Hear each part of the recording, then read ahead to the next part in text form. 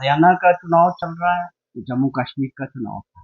दोनों जगह जिस तरह से देश के माननीय प्रधानमंत्री जी ने और आप कहें कि हिमाचल को लेके जो बयान दिए, बहुत दुर्भाग्यपूर्ण है कि गलत जानकारी उसका आधार थी। शायद माननीय प्रधानमंत्री जी को हमारे जो हिमाचल प्रदेश के विपक्ष के नेता हैं, लीडर्स हैं भाजपा के, मुझे लगता है कि सही जानकारी प्रधानमंत्री जी को नहीं दी और हमारे प्रदेश को लेके गलत प्रचार चुनाव के दौरान हरियाणा और जम्मू कश्मीर में किया गया।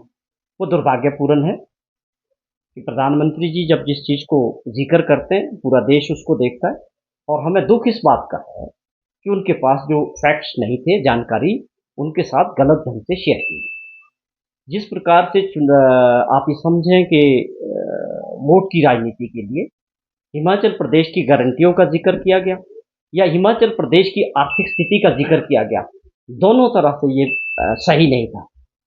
मैं समझता हूँ कि गारंटियाँ जो हमने कांग्रेस पार्टी ने प्रदेश के लोगों के लिए रखी थी, 10 गारंटियों की बात हुई थी और 5 साल के लिए लोगों ने हिमाचल प्रदेश में कांग्रेस सरकार को मौका दिया है और उनमें से 5 गारंटियाँ पहले 2 वर्षों में पूरी हो चुकी। ये अपने आप में मैं समझता हूँ बहुत बड़ी उपलब्धि थी।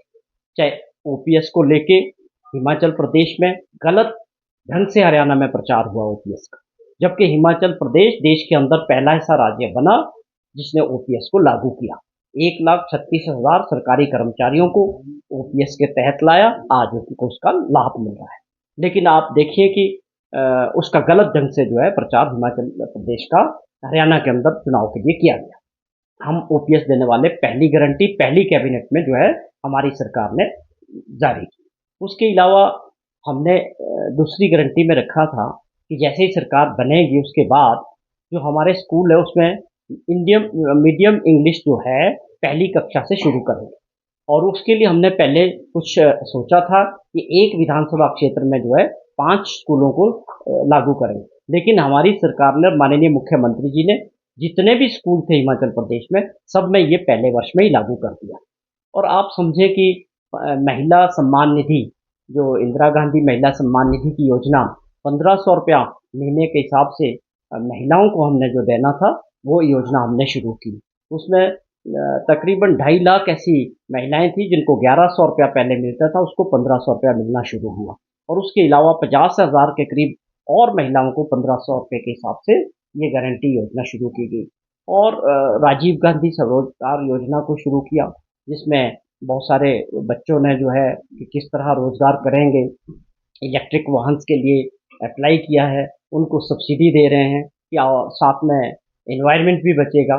कहने का मतलब है हमारे 2 साल के कार्यकाल में 5 गारंटियों को पूरे करने वाली ये सरकार बनी। और जहाँ तक हमारी आर्थिक स्थिति को लेकर चर्चाएं की गई चुनाव में, वो एक गलत प्रचार था। जब हमारी सरकार बनी हिमाचल प्रदेश में 75,000 करोड़ रुपए का कर्जा और 10,000 करोड़ रुपए की सरकारी कर्मचारियों और पेंशनर्स की लाइबिलिटीज पिछली सरकार जो भाजपा की थी छोड़ के गई। लेकिन उसके बाद हमारी सरकार ने और माननीय मुख्यमंत्री जी ने एक बात तय की कि हमें ऐसे फैसले लेने हैं कि व्यवस्था में परिवर्तन करना बहुत ज़रूरी है और साथ में अपनी अर्थव्यवस्था को मजबूत करने के लिए बड़े कदम उठाने की आवश्यकता है और उनका परिणाम भी सामने आया। पहले वर्ष में हमने 2,200 करोड़ रुपए का एक्स्ट्रा रेवेन्यू जनरेट करके दिखाया। ये चीज़ें चर्चा का विषय होना चाहिए कि किसी सरकार ने और किसी मुख्यमंत्री जी ने ये तय किया है कि हमको जो है अपने प्रदेश के अंदर आर्थिक स्थिति को मजबूत करना है आने वाले समय के। अगर आज हम फैसले नहीं लेंगे तो ये हालात बिगड़ सकते हैं। मैं समझता हूँ ये बहुत अच्छी सोच है और इसके परिणाम आने शुरू हो गए।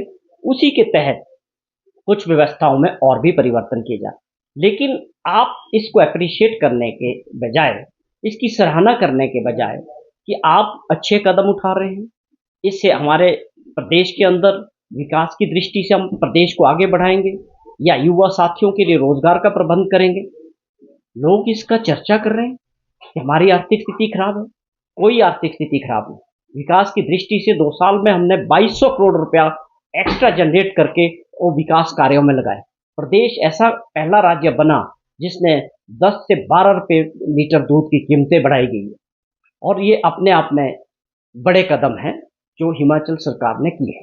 हमारी सरकार की और मुख्यमंत्री जी की प्राथमिकता है कि हम रूरल इकोनॉमी को मजबूत करें। जो हमारी ग्रामीण अर्थव्यवस्था है, ऐसे फैसले लें कि लोगों के पास वहाँ मजबूती के साथ काम मिले, पैसा मिले। इसके तहत काम हो रहे हैं और विकास की दृष्टि से हम बड़े-बड़े काम करने जा रहे हैं। आज बहुत बड़ा कांगड़ा के अंदर एयरपोर्ट का एक्सपेंशन हो रहा है।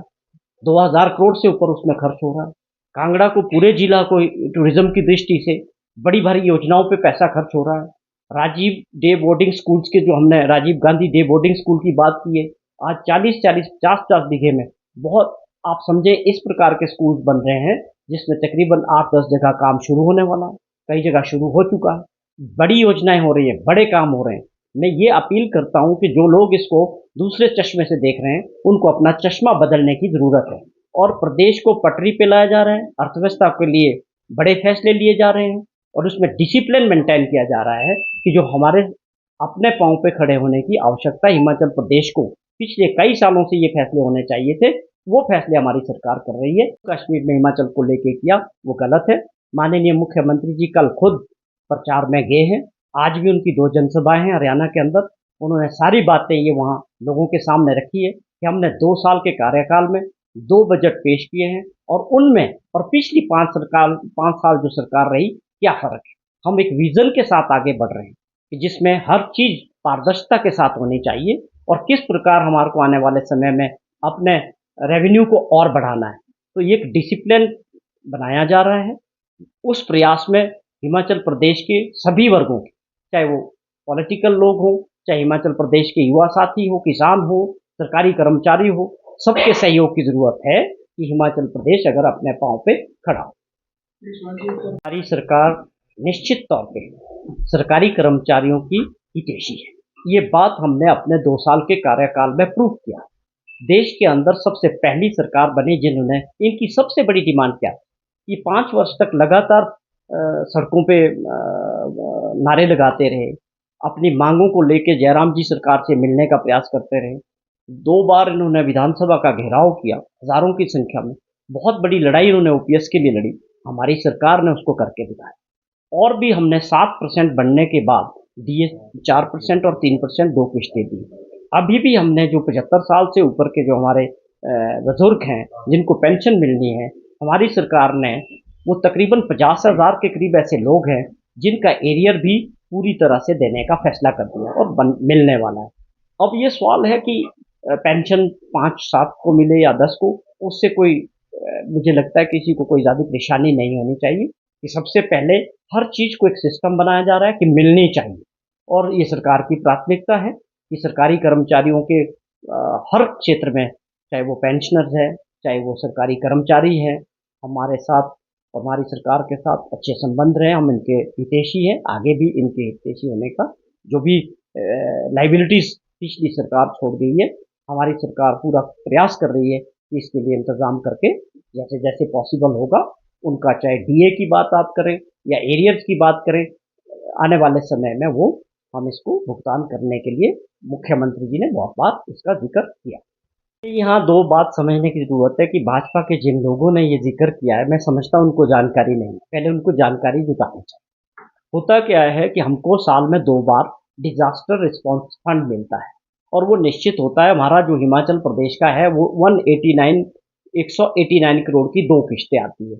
एक किश्त आपको मिलती है जून में, दूसरी किश्त जो आती है वो दिसंबर में आती है। तो इतना ज़रूर किया है कि उन्होंने दिसंबर वाली किश्त को एडवांस हमको जो है ये जो फैसला किया है, एडवांस देने का फैसला किया है। अगर जिन लोगों को ये गलतफहमी है कि कोई कुछ एक्स्ट्रा मिला है या केंद्र ने हमको कुछ एक्स्ट्रा दिया है, मैं समझता हूँ उनको अपनी जानकारी को पहले सही करना चाहिए। मैं फिर से एक चीज़ बताता हूँ कि हमको 2 किश्तें मिलती है। ये डिजास्टर रिस्पॉन्स फंड होता है किसी भी राज्य के लिए, सब राज्यों के। हमारा जो शेयर है 189 करोड़ का होता है। पहली किश्त जून में आती है, दूसरी किश्त दिसंबर में आती है। जिसका आप जिक्र कर रहे हैं उन्होंने दिसंबर वाली किश्त को एडवांस हमको दिया होगा, इतनी सी ये बात है। बाकी कोई भी हमको पिछला जो हमारा पिछले वर्ष का डिजास्टर का 9,000 करोड़ से ऊपर का था, हमें बड़ा दुख है। हिमाचल प्रदेश के जो नेता हैं उनको ये लड़ाई लड़नी चाहिए। ये राजनीतिक लड़ाई नहीं थी, ये प्रदेश के लोगों के हित की लड़ाई थी। इनको दिल्ली में इनकी सरकार फिर से बन गई इनको ये लड़ाई सरकार के साथ कंधा से मिला के ये लड़नी चाहिए। अभी उस वो जो हमारा क्लेम है 9,000 करोड़ का, उसके एवज में हिमाचल को कुछ नहीं मिला है। हिमाचल प्रदेश में सरकारी संपत्तियों का, लोगों की प्राइवेट संपत्तियों का बहुत बड़ा नुकसान हुआ था। हमें उम्मीद थी, हम एक स्पेशल कैटेगरी स्टेट है और हमको जो है सहायता मिलनी चाहिए थी, लेकिन दुर्भाग्यपूर्णवश वो नहीं हो पाया। उस लड़ाई को अभी भी हमने जारी रखा हुआ है। बार बार हम इसका जिक्र कर रहे हैं इस उम्मीद से कि प्रधानमंत्री जी एक विशेष नाता हिमाचल प्रदेश में रखते हैं लोगों से। शायद एक दिन ऐसा आएगा कि वो जरूर इसमें हमारी मदद करें।